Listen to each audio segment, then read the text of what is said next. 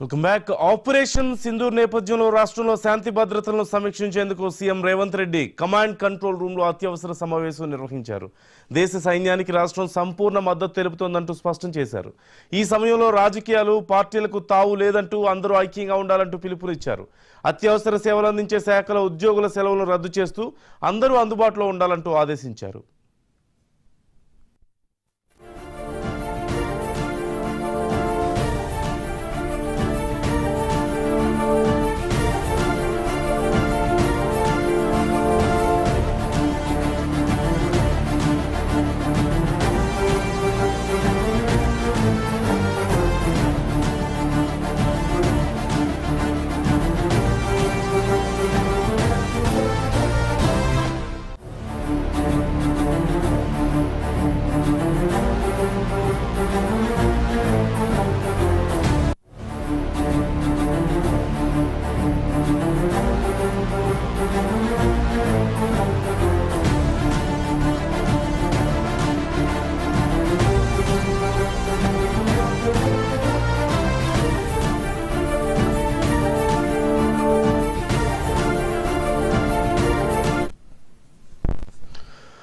మంత్రులు ఉన్నతాధికారులు సైతం విదేశీ పర్యటనలు రద్దు చేసుకుని ప్రజలకు అందుబాటులో ఉండాలంటూ సీఎం రేవంత్ రెడ్డి సూచించారు. సోషల్ మీడియాలో అసత్య ప్రచారం చేసే ఉద్యోగులపై కఠిన చర్యలు తీసుకుంటామంటూ హెచ్చరించారు. ప్రజలకు 24 గంటలు అందుబాటులో ఉండేలా టోల్ ఫ్రీ నంబర్ ఏర్పాటు చేయాలని, పాకిస్తాన్, బంగ్లాదేశ్ నుంచి అక్రమంగా నివసిస్తున్న వారిని వెంటనే అదుపులోకి తీసుకోవాలంటూ ఆదేశించారు. కమాండ్ కంట్రోల్ సెంటర్లో సమాచార వ్యవస్థను ఏర్పాటు చేయాలని, శాంతి భద్రతలకు భంగం కలిగిస్తే కఠినంగా వ్యవహరించాలంటూ సీఎం రేవంత్ రెడ్డి స్పష్టం చేశారు.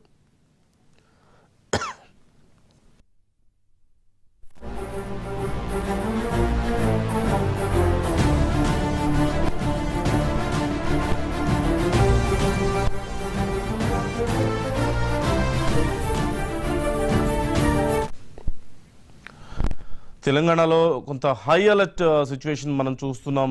సీఎం రేవంత్ రెడ్డి ఇప్పటికే కమాండ్ కంట్రోల్ రూమ్లో ఆయా అధికారులు అలాగే ముఖ్యమైనటువంటి నాయకులతో సమావేశం నిర్వహించినట్లుగా తెలుస్తోంది.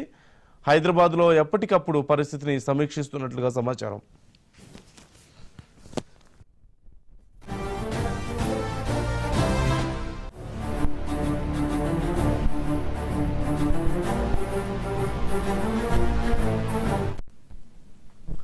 ఈ అంశానికి సంబంధించి మరింత సమాచారం మా క్రైమ్ ఇన్ఛార్జ్ మధుని అడిగి తెలుసుకుందాం.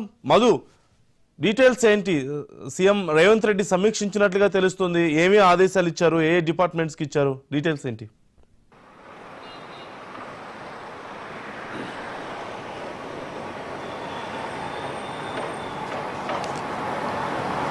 డిపార్ట్మెంట్లకు సంబంధించినటువంటి హెచ్ఓడీలు ఎవరైతే ఉన్నారో అందరితో కూడా కాసేపటి క్రితమే సీఎం రేవంత్ రెడ్డి ఒక కీలకమైనటువంటి సమావేశాన్ని కమాండ్ కంట్రోల్ సెంటర్లో అయితే నిర్వహించారు. ఆర్మీకి సంబంధించి, అదేవిధంగా పోలీస్ డిపార్ట్మెంట్కి సంబంధించినటువంటి డీజీపీతో పాటు సిఎస్ కూడా ఈ మీటింగ్కు హాజరయ్యారు. ఎందుకంటే ప్రధానంగా కూడా పాక్ భారత్ మధ్య జరుగుతున్నటువంటి యుద్ధ పోరు ఏదైతే ఉందో ఆ యుద్ధానికి సంబంధించి ఇక్కడి నుంచి ఎవరైతే ఉగ్రవాదులకు సహాయ సహకారాలు అందించేటటువంటి స్లీపర్ సెల్స్ ఎవరైతే ఉన్నారో వాళ్ళ కదలికలు, అసలు ఎక్కడా కూడా ఎటువంటి అవాంఛనీయ సంఘటన జరగకుండా ఉండేందుకు తీసుకోవాల్సినటువంటి జాగ్రత్తలు ఏవైతే ఉన్నాయో ఆ జాగ్రత్తలు అన్నింటినీ కూడా తీసుకోవడానికి కావాల్సినటువంటి ప్లాన్ ఆఫ్ యాక్షన్ అయితే రెడీ చేసుకున్నారు. మరోవైపు చూసుకుంటే మిస్ వరల్డ్కి సంబంధించినటువంటి కాంపిటీషన్ ఏదైతే ఉందో దానికి వేదిక హైదరాబాద్. సో ఈ నేపథ్యంలోనే మొత్తం వివిధ దేశాల నుంచి, ప్రపంచ దేశాల నుంచి కూడా అతిరథ మహారథులు అందరూ కూడా ఒక్కొక్కరుగానే హైదరాబాద్కు చేరుకుంటున్నటువంటి నేపథ్యంలోనే ఒక యుద్ధ వాతావరణం నెలకొని ఉన్నటువంటి పరిస్థితిలో ఎక్కడా కూడా ఎటువంటి చిన్న అవాంఛనీయ సంఘటన అనేది జరగకుండా ఉండాలి అంటే పక్కాగా ప్రీ ప్లాన్ చేసుకోవాలి. అందులో భాగంగానే డీజీపీతో సమావేశమయ్యారు.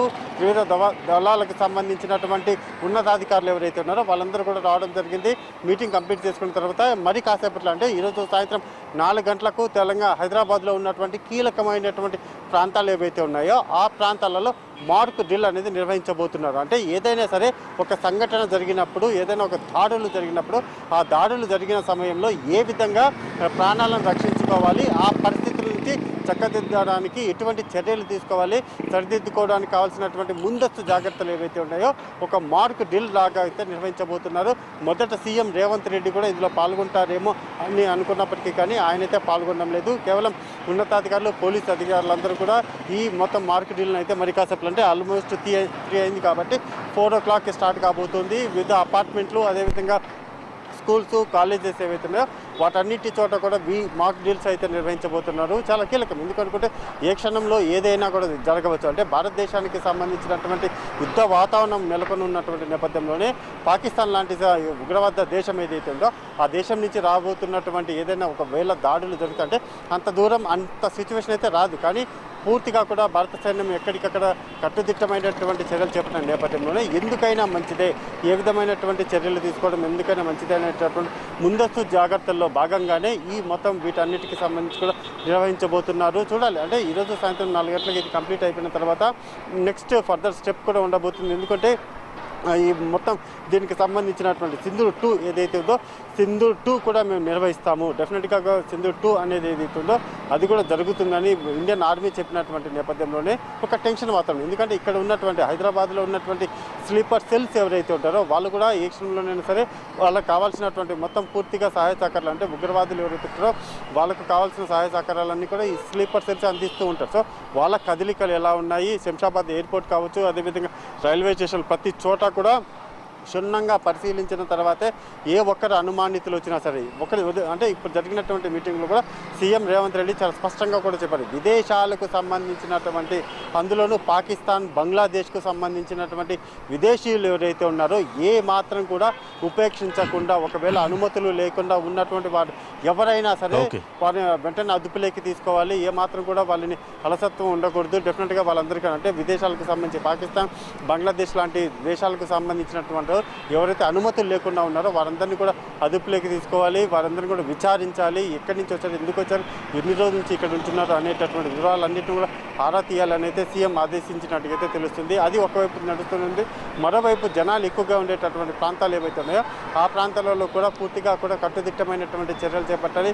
అనుమానితులు ఎవరైనా కనిపిస్తే వాడిని అదుపులోకి తీసుకోవాలని ఆదేశాలు కూడా ఇప్పటికే ఇచ్చినటువంటి నేపథ్యంలోనే రానున్న 24 గంటలు చాలా కీలకంగా కాబోతుంది. ఎందుకంటే ఇప్పటికే ఈరోజు సాయంత్రానికి శంషాబాద్ ఎయిర్పోర్ట్కి వివిధ దేశాల నుంచి, ప్రపంచ దేశాల నుంచి మిస్ వరల్డ్ ప్రోగ్రామ్ ఏదైతుందో ఆ ప్రోగ్రాంలో పాల్గొనడానికి అధిక సంఖ్యలోనే విదేశీయులు వస్తున్నట్టుగా సమాచారం అందుకున్నటువంటి నేపథ్యంలోనే వాళ్ళందరూ వచ్చిన తర్వాత వాళ్ళ సెక్యూరిటీ, వాళ్ళకి ఎక్కడా కూడా ఎటువంటి చిన్న అవాంఛనీయ సంఘటన జరగకూడదు. ఎందుకంటే ఏదైనా ఒక చిన్న సంఘటన మిస్ వరల్డ్ కార్యక్రమం రోజు జరిగితే మాత్రము అది ప్రపంచ దేశాలలో ఉన్నటువంటి అందరి చూపు కూడా భారత్ వైపు పడుతుంది. కాబట్టి అటువంటి సంఘటన జరగకుండా ఉండేందుకు కావాల్సినటువంటి చర్యలన్నీ కూడా తీసుకోవడం జరిగింది. రాజు, రైట్, థ్యాంక్ యూ మధు.